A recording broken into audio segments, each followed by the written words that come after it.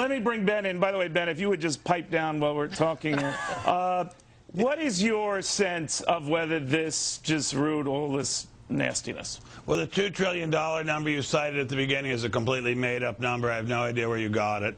Second thing is the fact it's not a made-up number. It's a completely made-up number. Ben. It's a completely made-up number. No, it's not. We asked for projections from what the Federal Reserve, in terms of backstopping with monies available for the financial system, and what the Treasury allocated in the bailout rescue. Well, it's a completely made-up number. I mean, the real number. Well, what do you think it is? What do you think it is? The closer to $300 billion, but the fact.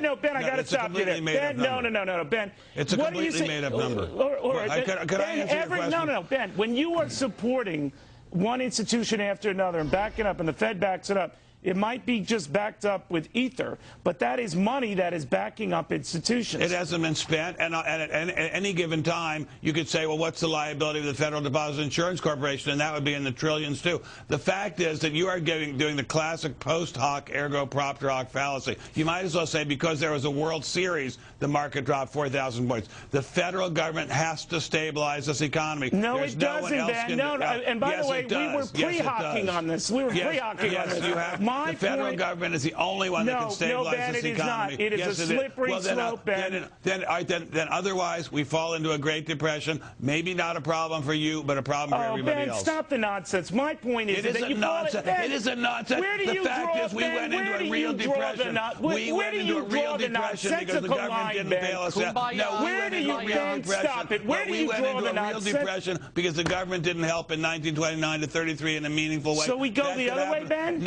We go in for as much federal stimulus as it takes to keep us out of a Great Depression. Ben, if you can't see what hell hath wrought here with the theory of these financial markets. It has nothing to do with that. It has to do with the and you're so convinced of it. You are so convinced. Ben, we have committed money to rescuing one badgered bank and financial industry. And we've got to commit even more. And we've got to commit even more. This economy is in rocky shape. Ridiculous. I want to close off on a point with you, and then we're going to have more in this.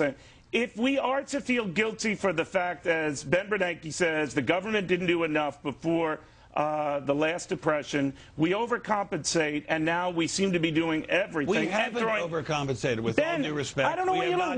You know what, Ben? I couldn't pay my dinner bill the other night. I sent it to Nancy Pelosi because they're paying everyone else off. We need to bail out the auto companies. We need to have a massive stimulus package. This economy is about to fall off a cliff. We need It's already fallen off a cliff, though, Ben. I don't understand. Like, if we bail out the auto companies, why we're just going to prolong the inevitable? We did nothing. We did nothing in 29, Ben. Being hungry. We made a mistake in 29. We made a mistake with Lehman Brothers, and the definition of insanity is doing the same thing over and over again and expecting a different result. So doing it over and over again means bailing out these companies and letting them keep doing going the other way and spending like crazy will somehow get us over the guilt we've experienced for the depression. It's not guilt. It's keeping people alive. It's keeping people alive, Neil. It is fake life support, Ben, and you're one of the smartest guys I know. If you can't see through the fake life support that we've provided, look what's happened to these financial institutions. It's not fake life support. It's real life support. No, here's the real facts. Here's the real fact from this fakery, Ben.